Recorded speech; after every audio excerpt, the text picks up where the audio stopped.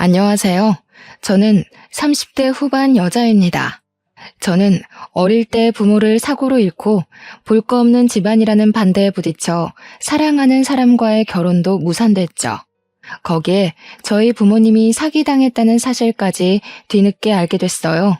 탈만했던 제 10대와 20대 이야기를 해보고 싶어 이렇게 사연을 보내봅니다. 제가 중학교 때 저희 가족이 시골로 이사를 가게 됐습니다. 당시 엄마가 몸이 좀 약해지셨거든요. 부모님은 서울에서 하시던 의류 사업을 접고 아빠의 고향 마을로 이사를 하기로 하셨죠. 시골에서 요양하며 엄마 건강도 돌보고 아빠가 늘 꿈꾸던 과수원을 하기로 하신 거였어요. 고향 마을에는 아빠의 가장 친한 친구가 과수원을 하고 있어서 여러모로 도와주시게 되었죠. 오빠랑 저는 그 아저씨를 상근 아저씨라고 불렀어요. 아빠는 상근 아저씨를 통해 땅을 구입하고 과수원 꾸릴 준비를 하며 사업 마무리를 위해 서울과 시골을 왔다 갔다 하셨어요. 저희도 아빠가 샀다는 그 땅을 보러 가서 새로운 생활을 그려보곤 했죠. 그러다가 그만 사고가 나고 말았습니다. 그날은 비가 많이 왔어요. 저와 오빠는 시골집에서 엄마 아빠를 기다리고 있었습니다. 10시가 돼도 11시가 돼도 돌아오지 않던 엄마 아빠는 결국 영영 돌아오지 못하셨어요. 상대방 차량 운전자도 크게 다쳐서 아빠가 마련한 시골집은 사고 보상금으로 고스란히 날아갔습니다. 제 나이는 고작 중3, 오빠는 고등학교 2학년이었어요. 저희 남매는 오갈 데 없는 고아가 되었습니다. 물려받을 유산조차 없다는 걸 안 친척들도 다들 슬금슬금 발을 빼고 있던 차에 상근 아저씨가 저희를 거두어 주셨어요. 그때부터 오빠와 저는 상근 아저씨 집에서 살게 되었습니다. 상근 아저씨는 우리 남매의 미성년 후견인이 되었죠. 엄마 아빠를 잃은 스트레스가 컸는지 저는 조금만 무리하면 알아눕는 몸이 되었어요. 병원에 가봐도 원인을 알 수 없었고 스트레스로 인한 걸 거라는 추측만 있었습니다. 그런 저를 상근 아저씨 부부는 잘 돌봐주었어요. 아저씨 부부는 저에게 한약도 다려 먹이고 몸에 좋은 음식도 해주셨습니다. 저는 상근 아저씨 부부를 믿고 따르게 되었어요. 그 집 딸이 저에게 좀 틱틱대기는 했지만 과수원에서 보내는 나날도 괜찮았습니다. 그렇게 상근 아저씨가 부모 잃은 저희를 자식처럼 잘 돌봐준다는 사실은 널리 소문이 났습니다. 오랫동안 마을 이장으로 활동한 상근 아저씨는 평소에는 동네의 어려운 이웃들을 몸소 찾아다니며 도와주는 것으로 덕망이 높았죠. 동네에 할머니와 단둘이 사는 다리를 못 쓰는 아이 집에도 매달 꼬박꼬박 도움을 주고 있었거든요. 저희 남매를 돌본 지 2년째 되던 해에 상근 아저씨는 TV에도 출연했어요.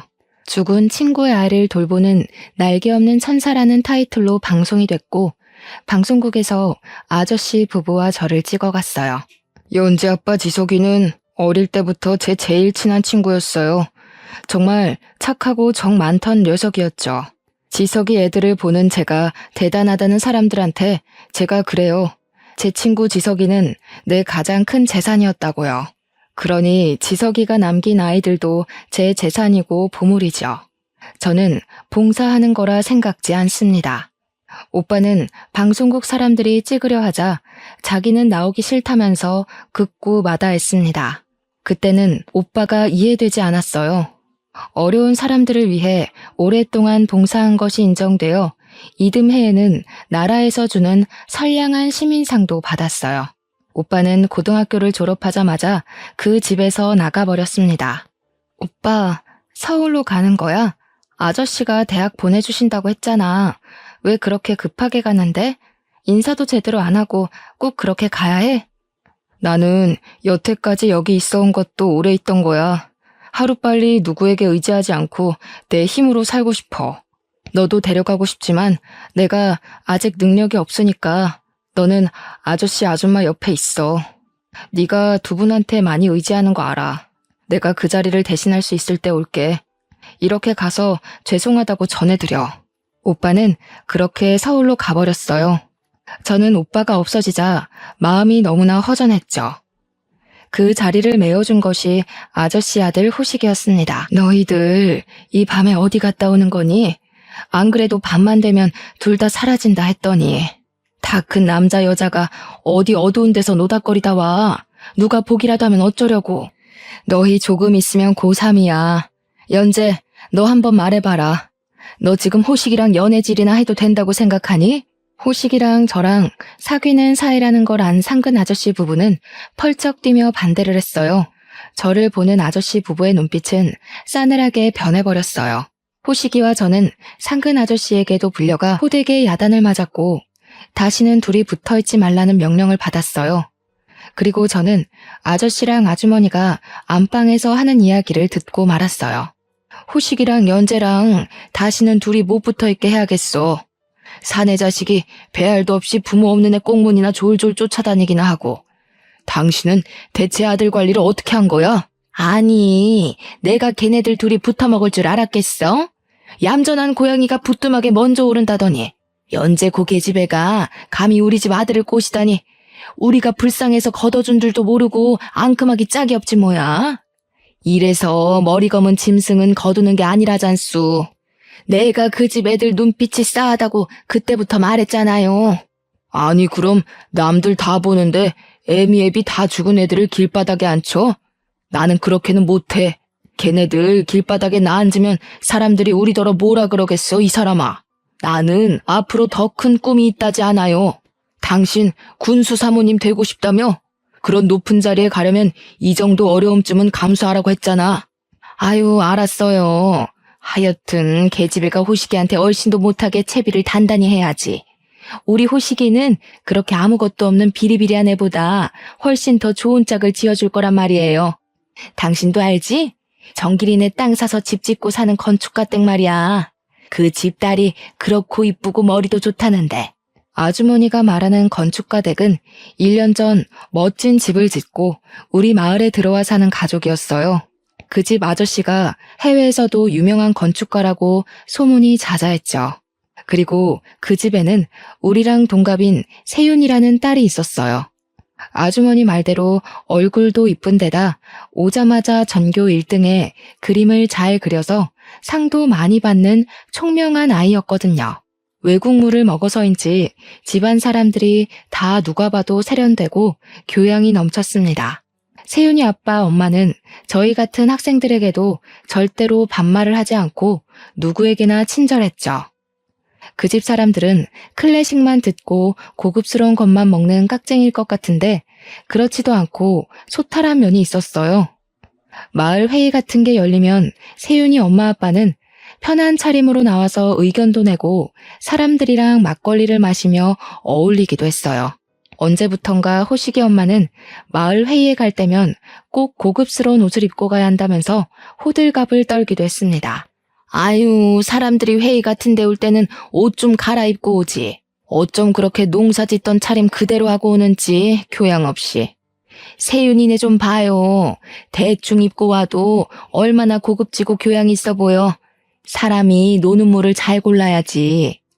나도 잘못하면 이 동네 무식쟁이들처럼 보일까봐 걱정이라니까. 세윤이네랑 급이 맞으려면 나도 고급지게 하고 다녀야지. 허영에 찬 아주머니를 보면 솔직히 좀 웃기긴 했어요. 세윤이네가 이사 온 뒤로 아주머니는 고급진 거 하고 맨날 찾는데 입에서 나오는 말들은 그다지 고급지지 못했거든요. 저랑 호식이가 사귄다는 걸 안 뒤부터는 더 했습니다. 우리 호식이는 세연이네처럼 교양 있는 집이랑 사돈 맺어줄 거다. 그 집 엄마 아빠도 우리 호식이를 눈여겨보는 것 같던데. 하기야 그 집도 우리 집이나 돼야 급이 맞으니까. 우리 아들 앞길 막지 말고 호식이한테서 떨어져. 한 번만 둘이 붙어있으면 그날로 쫓아낼 거니까 그리 알아라. 그래도 아저씨 아주머니를 믿고 따랐던 저인데 그렇게까지 저를 미워하는 모습을 보고 저는 크게 상처를 받았습니다. 연재야, 목소리가 왜 그렇게 기운이 없어? 호식이랑 너랑 사귀는 사이라는 거 정말이야? 아주머니가 너를 구박한다더니 왜 오빠한테 진작 말을 안 했어? 그 집에서 그런 취급받으면서 살라고 너를 두고 온 줄 알아? 오빠가 당장 데리러 갈 테니까 짐 싸놓고 있어. 너를 거기 두고 와서 미안해. 그동안 많이 힘들었지? 이제 오빠가 돌봐줄게. 내가 아빠 노릇, 엄마 노릇 다 해줄 거야. 너는 이제 아무 걱정하지 말고 몸 건강해지는 거, 대학 가는 거, 그것들만 생각하면 돼. 아빠, 엄마가 하늘에서 슬퍼하지 않게 오빠가 다 해줄 거야. 알겠지? 오빠가 지극정성으로 돌봐준 덕에 저는 많이 건강해졌어요. 오빠를 고생시키지 않으려고 열심히 공부해서 전액 장학금을 받고 대학에 갔죠. 그리고 대학교 2학년 때 서울에서 호식이를 다시 만났습니다. 친구들과 들렀던 학교 근처 술집에서였어요. 화장실 앞에서 호식이와 딱 마주친 거였습니다. 유연재 아니야? 네가 여기 웬일이래? 친구들이랑 왔구나. 여기 대학 다니나 보네? 아무리 그래도 그렇지 어쩜 그렇게 연락을 딱 끊어버리냐? 그래도 이렇게 보니까 반갑네. 나는 성적 안 올라서 작년에 재수학원에 감금돼서 공부한 덕에 겨우 대학 붙었지 뭐냐. 어른스러워진 호식이를 보니까 마음이 동요하는 건 어쩔 수가 없었어요. 사실 서울로 떠나온 뒤로도 호식이가 종종 생각나곤 했거든요. 우리 학교 앞에 호식이가 스포츠카를 타고 나타나 저를 기다리던 날, 저는 호식이를 밀어내지 못했어요. 호식이와 다시 사귄다는 사실은 오빠에게는 비밀로 했어요.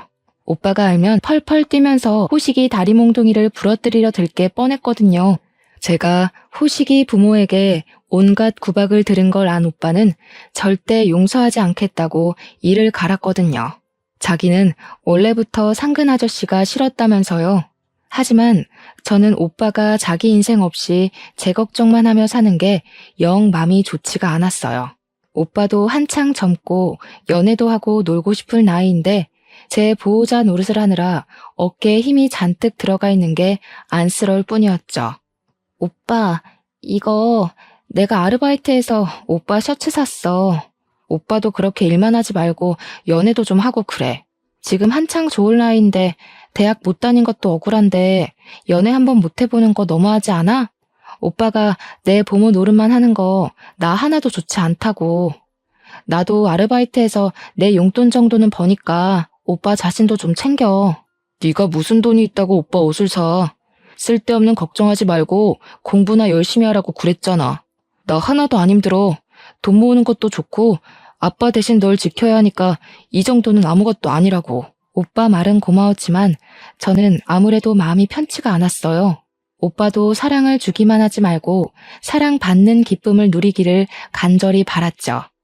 그래서 저는 죽자고 공부를 해서 대학을 졸업하기도 전에 9급 공무원 시험에 합격했습니다.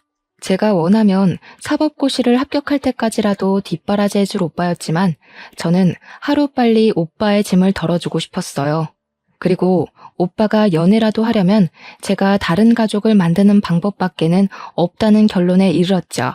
오빠 말고 다른 가족, 저에게 그건 호식이었습니다. 장난기 많고 틱틱대긴 했지만 세상에서 오빠 말고 나를 진심으로 걱정해주는 유일한 사람. 호식이랑 결혼을 하는 수밖에 없다고 생각했죠. 결혼 얘기를 꺼내자 호식이는 처음에는 좀 당황했지만 곧 특유의 넉살을 발휘해 자기가 나를 먹여 살리겠다고 큰 소리를 쳤습니다.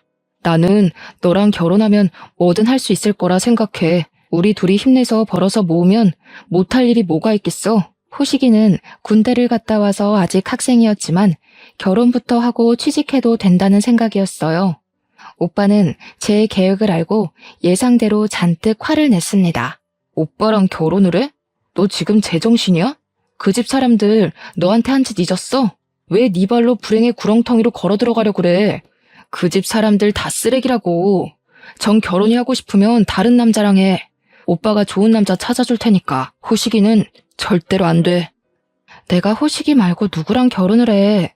나도 많이 고민했는데 나는 호식이 아니면 안 돼. 그리고 호식이 자기 가족들이랑 사이 안 좋아. 나랑 결혼해서 영 끊고 살 거라 그랬어.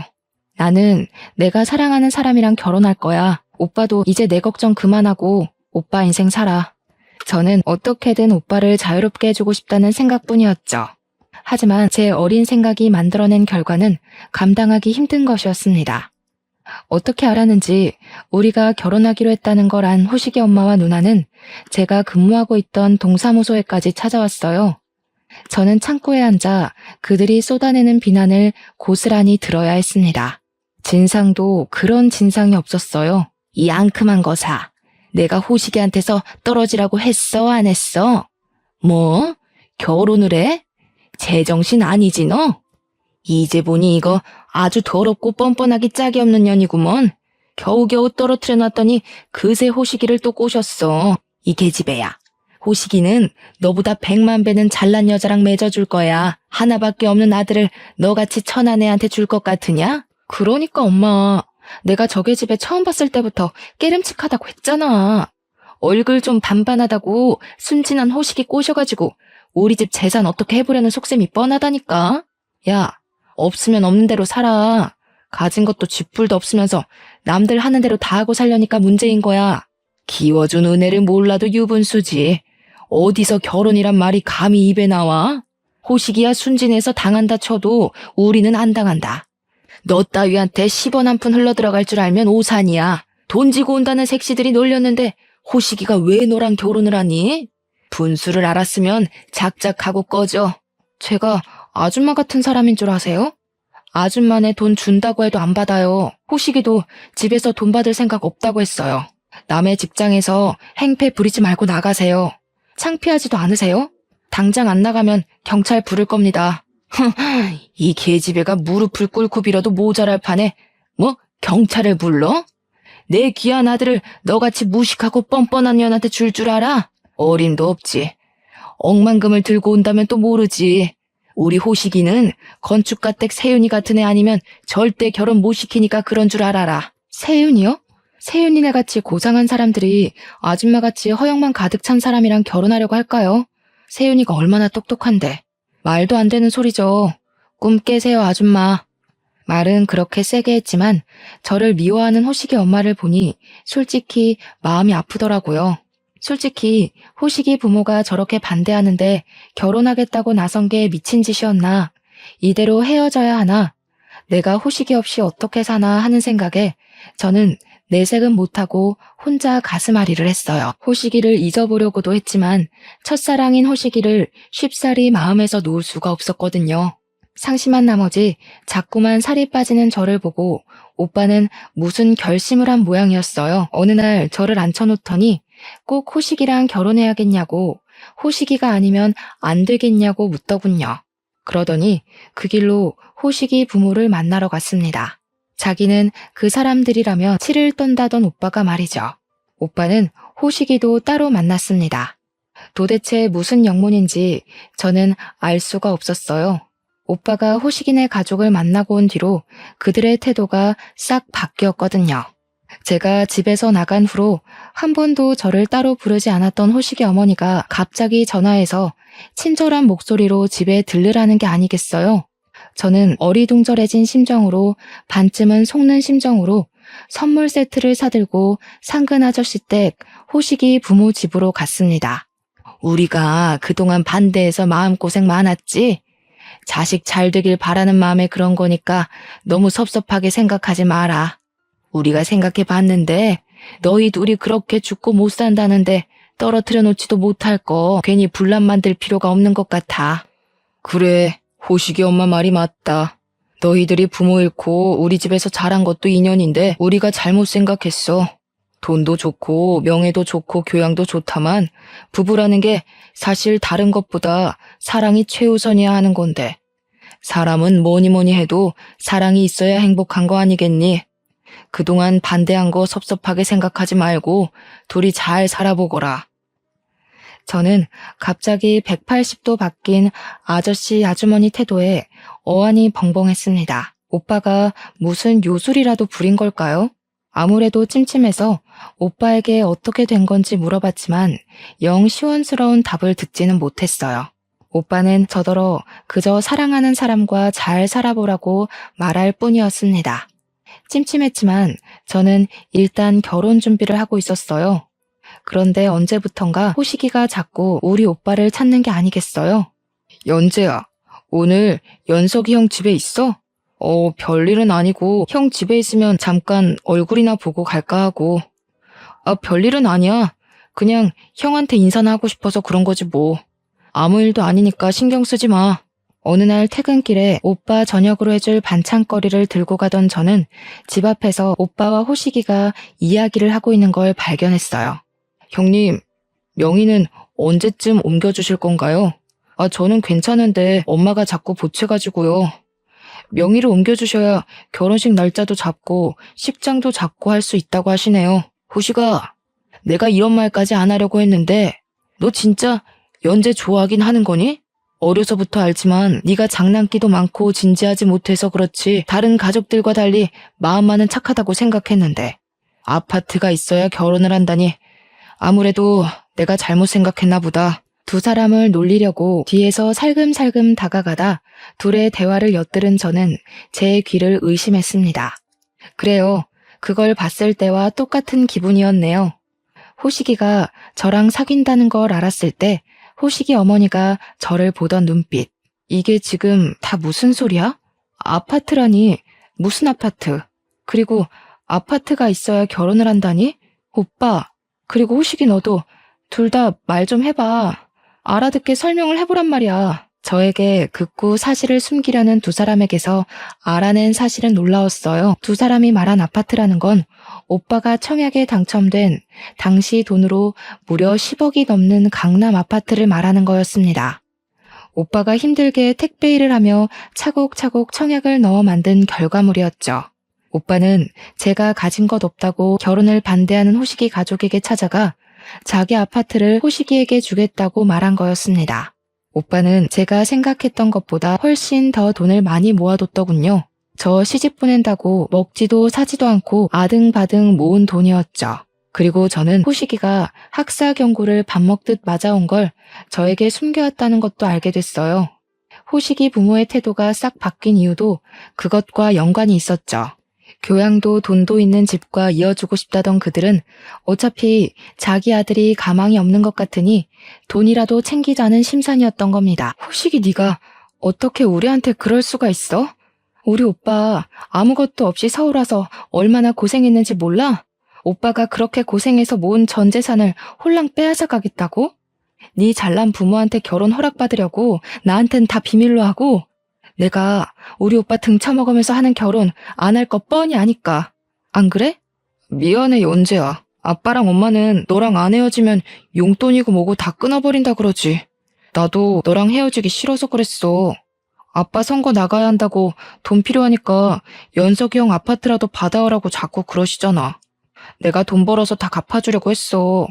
지금 아빠가 돈 끊어버리면 나 진짜 어떻게 될지 모른단 말이야. 나는 너랑 둘이서 차근차근 시작하고 싶었어. 우리 젊으니까 열심히 하면 얼마든지 잘 살 수 있다고. 그런데 너는 남의 돈이 굴러들어오지 않으면 못 사는 애였구나. 그렇게 못난 놈인 줄도 모르고. 너같이 한심한 놈을 가족이라고 생각하고 혼자 희망에 차있던 내가 바보였어. 그 길로 호식이 부모에게가 따졌습니다. 두 사람 역시 뻔뻔하기 짝이 없더군요. 개집애가 생사람을 잡네. 우리가 달라 그런 거 아니다. 너네 오빠가 먼저 찾아와서 준다 그랬지. 그러면 뭐 우리가 너같이 격 떨어진 애랑 아무런 조건 없이 받아줄 줄 알았어? 꿈 깨셔. 내가 말했지? 세윤이네 같이 교양 있는 집 아니면 안 된다고. 너네들이 좋아 죽는다니까 아파트라도 받고 허락해준다는 건데 뭐가 잘못됐어? 아, 그러세요? 우리 오빠가 아파트 줄 테니까 결혼 허락해달라고 부탁하니까 옳다쿠나 하고 받으셨군요. 참 퍽이나 교양이 있으시네요. 다른 사람들 앞에서는 고아를 데려다 키운 착한 사람으로 가면 쓰고 막상 저희 남매한테는 고아에 배경 없다고 사람 무시하고 겨우 마련한 아파트 한 채 뺏어가니까 기분이 참 좋으셨겠어요. 참 고상하세요. 연재야, 그게 아니고 우리가 꼭 아파트 때문에 허락을 했다기보다는 기왕 결혼하는 건데 아무것도 없이 하는 것보다는 아파트라도 갖고 하는 게 낫지 않니? 너는 왜 별것도 큰 소리 내고 그러니? 그리고 우리가 너희 키우면서 들어간 돈도 있는데 아저씨 내년에 선거 나가야 하는데 괜히 말 나오게 하지 마라. 아저씨는 방송국 카메라 앞에서는 저희 아빠가 제1의 재산이라느니 저희 남매 거두는 게 본인의 기쁨이라느니 떠들더니 사람들 앞에선 그렇게 사람 좋은 척을 다 했잖아요. 쇼라는 쇼 다 해놓고 결국 하는 짓이란 게 고아들 재산 빼앗는 건가요? 선거 나가신다고요? 아저씨같이 가식적인 사람을 누가 뽑아줄까요? 저만 조용히 하면 되는 건가요? 뭐야? 이 계집애가 진짜 보자 하니까 이게 기껏 봐줘서 결혼시켜주려고 했더니 뭐가 어쩌고 어째? 이 썩을 놈의 계집애가 내 아들 앞길 막은 것도 모자라서 우리 남편 앞길까지 막게 생겼네? 아이고, 그러게 내가 뭐라 그랬어요. 저렇게 못 배워먹은 애들 데려오면 꼭 사단이 난다니까? 오빠에겐 너무 미안하기도 하고 원망스럽기도 했어요. 연재야, 나는 네가 기댈 때가 필요하다고 생각했어. 나는 그걸 다 채워줄 수가 없으니까 그 사람들 가식적인 거 알았지만 엄마 아빠를 잃은 네가 그 사람들한테까지 상처받는 걸 도저히 볼 수가 없었어. 호식이도 마찬가지야. 그 녀석이 못난 놈이어도 나는 네 마음만 편하면 돼. 나는 너만 행복하면 되니까. 오빠, 그게 무슨 바보 같은 소리야. 내가 오빠 재산을 그 집에 갖다 바치고 결혼하면 행복할 줄 알았어? 내가 그렇게 바보 같아 보였어? 내가 그렇게 약해 보였구나. 미안해, 오빠. 오빠한테 부담되는 게 싫었는데 그게 결국엔 더 크게 부담을 줘버렸네. 정말 미안해, 오빠. 힘들게 해서. 혼자 짊어지게 해서 미안해. 힘들긴 뭐가 힘들어. 절대 그렇게 생각하지 마. 내가 너 아니었으면 이렇게 살 수 있었겠니? 오빠도 잘못 생각했어. 너한테도 진실을 말해줬어야 하는데 다 큰 어른을 자꾸만 어린애로 생각했나 봐. 나 때문에 더 충격받게 한 것 같아서 미안하다, 연재야. 오빠나 저나 서로를 위한답시고 한 일이 서로를 더 힘들게 한 꼴이 되었죠. 호식이와의 결혼이 무산되었고 저는 마음을 추스르고 오빠와의 평온한 일상을 되찾으려 노력하고 있었습니다. 하지만 평화를 되찾기엔 일렀나 봐요. 얼마 뒤 저는 서울에서 고향 친구 미란이를 만나게 되었고 미란이로부터 충격적인 사실을 듣게 됐습니다. 연재야, 우리 엄마한테 들었는데 말이야. 요즘 너에 대한 이상한 얘기가 돌아다닌다고 해서. 설마 아니지? 사실은 고등학교 때 너 오빠 따라 서울 간 다음에도 마을 사람들 사이에 말이 많았거든. 알잖아, 이 동네 사람들 말 많은 거. 너 서울에서 하는 일에서부터 너 만나는 남자가 누구냐는 둥 별별 얘기가 다 돌아다니나 봐. 어떡하지? 무슨 얘기? 나 그 동네 떠난 지가 언젠데 나에 대해 얘기할 게 뭐가 있어? 그때도 그냥 오빠 보고 싶어서 호식이네 부모가 말리는 것도 뿌리치고 서울 간 걸로 됐다면서. 내가 그때는 너 속상할까봐 말은 안 했는데 고등학교 때 너랑 호식이랑 사귄 거 아는 애들도 있었잖아. 그것 때문에 호식이 엄마가 너 쫓아낸 거란 얘기가 돌았거든. 그때도 네가 순진한 호식이 꼬드긴 거라고 그러더니 지금은 아무래도 어른들 사이에 얘기가 도는 모양이야. 네가 그 안 좋은 데서 일한다고. 호식이네 어머니랑 누나한테 순진한 호식이 꼬드기지 말란 말은 수도 없이 듣긴 했지. 근데 내가 뭐 공무원 말고 다른 거라도 한다는 거야? 내가 안 좋은 데서 일을 어떻게 해? 어떻게 그런 소문이 돌지? 나도 모르겠어. 우리 동창들 아는 애들은 다 알지. 너 오빠 고생 안 시킨다고 공무원 시험 합격해버린 거. 근데 그거 모르는 애들도 있으니까. 나도 전해드린 건데 네가 그 반반한 얼굴 믿고 호식이 꼬신 것도 모자라서 이제는 그렇고 그런 데서 일한다고. 차차 미란이가 무슨 말을 하는 건지 이해가 되기 시작했어요. 그렇고 그런 데서 일하는 더러운 계집애가 순진한 호식이를 꼬드겨 그 집안 재산을 꿀꺽 삼키려 했다는, 부모 없는 애를 키워줬더니 은혜를 원수로 갚는다는, 누가 봐도 호식이 엄마 입에서 나온 전형적인 레퍼토리였죠. 저를 매장시켜버릴 속셈이었어요. 자신들의 검은 속내를 알아버렸으니까요. 부모 잃은 저를 걷어준 상근이 아저씨 부부에게 마지막까지 남아있던 일말의 애정을 그들이 직접 마지막 한 방울까지 쥐어짜 모조리 버리게 했습니다. 저는 시간 날 때마다 마을 사람들을 일일이 찾아다니며 저에 대해 들었다는 안 좋은 소문을 묻고 그에 대한 기록을 남기기로 했습니다. 이대로 당하기만 할 순 없었거든요. 쉽지는 않았습니다.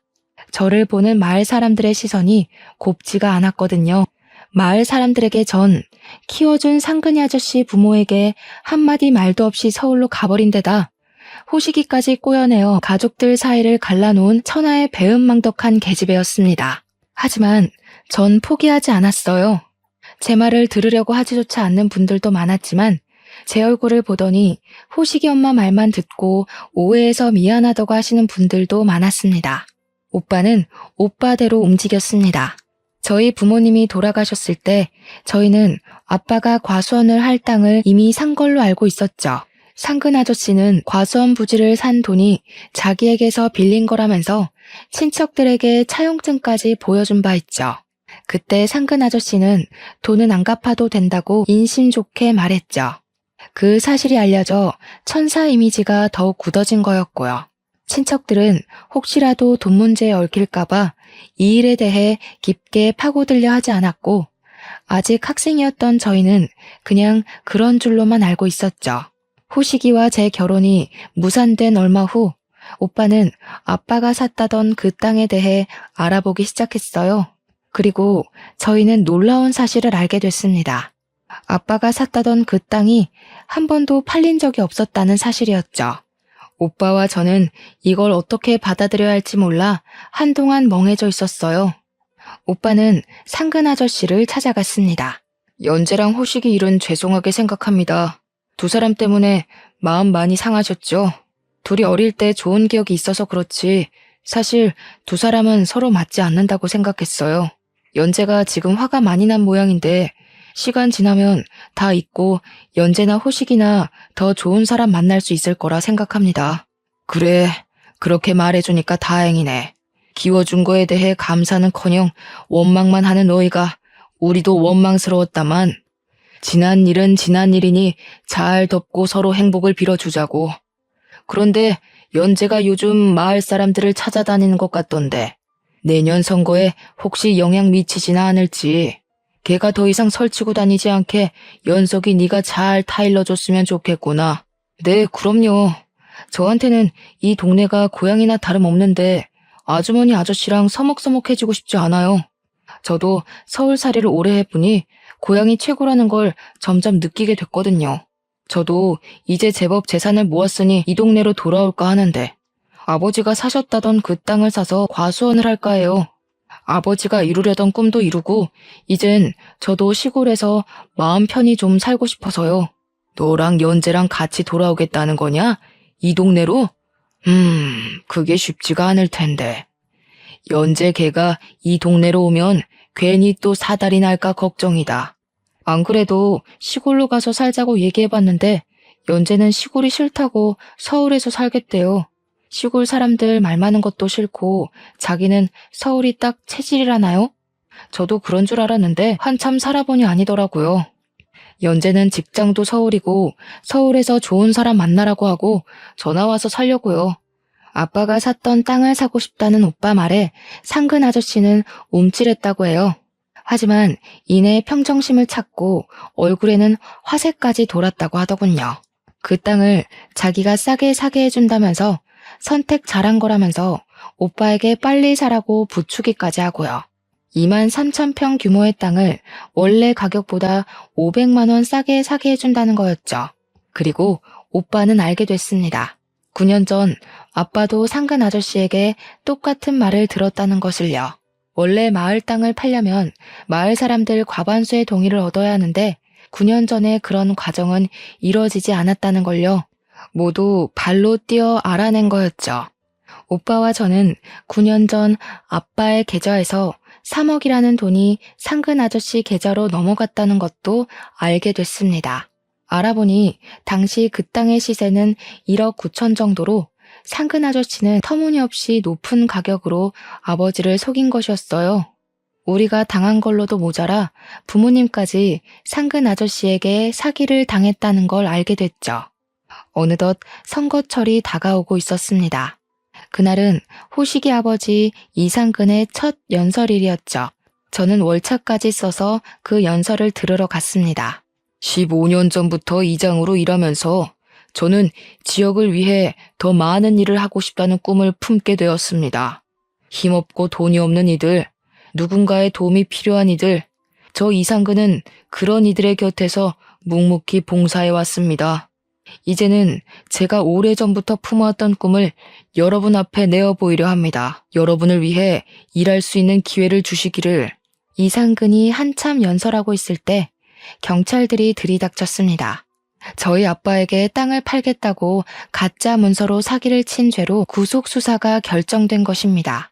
아빠 엄마가 돌아가신 지 9년 8개월 만 사기죄 공소시효가 6개월밖에 남지 않은 시점이었습니다. 오빠와 저는 아빠가 남기신 서류 상자를 뒤지고 뒤져 결국 이상근이 마을 땅 문서를 위조해 아빠에게 넘긴 가짜 매매 계약서를 발견했습니다. 아빠가 이상근에게 돈을 보낸 기록도 남아있었으니 빼도 박도 못할 증거였죠. 거기에 오빠에게까지 비싼 값에 땅을 팔려고 하면서 너희 아빠에게 그 땅을 사라고 빌려준 돈도 못 받았지만 이라고 말한 것도 녹음해 두었고요. 연설의 며칠 전에 오빠와 제가 만난 형사는 마을에서 같이 자란 동네 친구였어요. 상근 아저씨 같은 사람을 사기죄로 구속한다는 게 쉽지는 않을 거야. 우리 선배들만 해도 다 상근 아저씨랑 잘 아는 사람들이니까. 아마 사람들이 사실 자체를 받아들이지 않으려고도 할 테지. 우리야 잘잘못을 가리는 게 중요하다 생각하지만 수사가 시작된다 해도 덮어주려는 사람들이 많아서 처벌하기가 쉽지 않을 텐데. 그럴 거라고 생각했어. 하지만 우리도 다 생각이 있어. 이미 방송국에 다 연락해놨거든. 전에 상근 아저씨 선량한 시민상 받았을 때 방송국에서 왔던 거 알지? 그때 취재하러 왔던 PD랑 연락이 됐거든.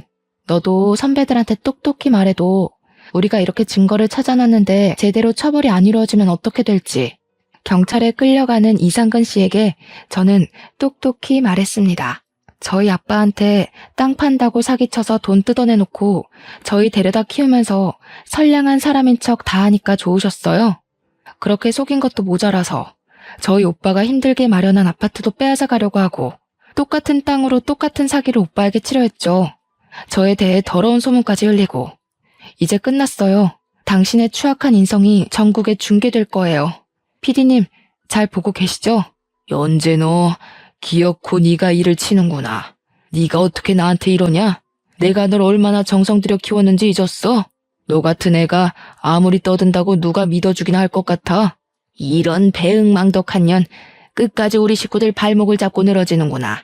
이런 똥물에 튀겨 죽일련. 이 더러운 년아, 우리 집 식구들한테서 떨어져. 우리 집 양반이 너같이 하찮은 것한테 당할 것 같아? 여러분 이거 보세요. 이거 다 모함입니다. 연재 이 기집애가 우리가 호식이랑 결혼 못하게 했다고 앙심을 품고 벌인 짓이라고요. 모함은 아주머니가 한 거죠. 멀쩡한 공무원인 저를 몸이나 팔고 남자나 꼬시고 다니는 애라고 온 동네에 소문냈잖아요. 제가 사람들 증언 다 녹음해서 모아놨어요. 아주머니도 곧 명예훼손죄로 재판받게 될 겁니다. 남한테 우러러 보이는 게 중요한 분들이 왜 그러셨어요? 명예가 그렇게 중요하고 고상하게 살고 싶으면 양심에 따라 사셨어야죠. 당신들이 얼마나 천박한 사람들인지 다 알게 될 거예요. 키워준 은혜를 결국 이런 식으로 갚는구나. 네가 이렇게 배응망덕한 년인 걸 알고도 사람들이 네 편을 들어줄까? 그리고 호식이한테 꼬리친 건 사실이잖아. 순진한 호식이가 너한테 넘어가서 공부도 안 하고 결혼하겠다고 설치는데 그럼 그냥 둬? 저를 키워준 걸로 생색내는 것도 이제 끝이에요. 그것도 결국 우리 아빠를 속인 걸 덮고 당신들 이미지를 좋게 만들기 위해 한 일이잖아요. 당신들같이 더러운 인간들의 위선에 모두들 속았지만 이제는 아니라고요. 우리 아빠를 등쳐먹은 것도 모자라서 오빠까지 등쳐먹으려고 한 거 세상 사람들한테 다 알릴 거예요. 그리고 재판 끝에 이상근은 징역 7년을 선고받았습니다. 당연히 군수 선거 출마는 무산되었죠. 저희가 바란 만큼의 벌은 아니었지만 그들에게 중요한 건 선량한 시민이라는 타이틀이었고 명예였으니 최고의 복수를 한 거였습니다. 아빠로부터 갈취한 돈과 그동안의 이자에 대한 지급 명령이 떨어져 그들은 자기네 과수원을 팔아 돈을 갚았습니다. 남의 시선을 그리도 중요하게 여기는 사람들이니 그 동네에서 살 수 없어 도망치듯 멀리 이사갔죠. 그 뒤로는 어떻게 되었는지 소식을 못 들었습니다. 저희에겐 더 이상 중요한 일이 아니기도 했고요. 가장 친한 친구에게 배신당한 아빠를 생각하면 마음이 아팠지만 열심히 살아가는 게 저희가 할 수 있는 최선의 일이었습니다. 저는 독일로 유학을 떠나 박사 학위를 받고 4년 전에 돌아와 강사로 활동하고 있습니다. 독일에서 만난 사람과 결혼도 했죠. 오빠도 결혼을 했어요. 오빠와 결혼한 사람은 다름 아닌 호식이네 부모가 그렇게 호식이와 결혼시키고 싶어 했던 세윤이랍니다. 성적이 좋았던 세윤이는 법대 가라는 주변의 권유를 만류하고 선생님이 되고 싶다면서 교대에 갔어요. 오빠를 본 세윤이는 저를 진심으로 걱정해주고 돌봐주는 오빠에게 반했다고 해요.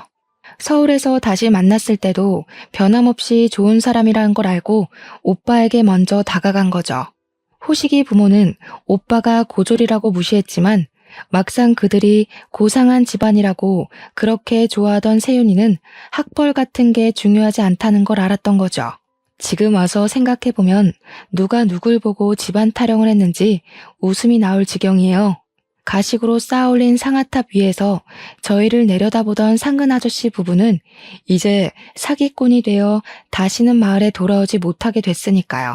저를 위해 그렇게 희생한 오빠가 세윤이같이 좋은 사람과 결혼한 걸 보니 세상에 그래도 정이라는 게 있나 보다 하는 생각도 들었습니다. 제 이야기는 여기까지예요. 사랑이라 생각했던 사람에게 배신을 당하고 그 가족에게 저희 부모님까지 배신을 당했다는 걸 알게 됐지만 그래도 끝까지 포기하지 않고 진실을 밝힌 끝에 오빠와 저는 행복을 되찾았어요. 만약 사랑하는 사람에게 배신당하고 결혼도 무산된 슬픔 앞에 무릎 꿇었다면 저는 아빠의 억울함을 풀어주지 못했겠죠. 여러분도 힘들고 마음 아픈 일에 굴하지 마시고 행복을 찾으시길 기도하겠습니다.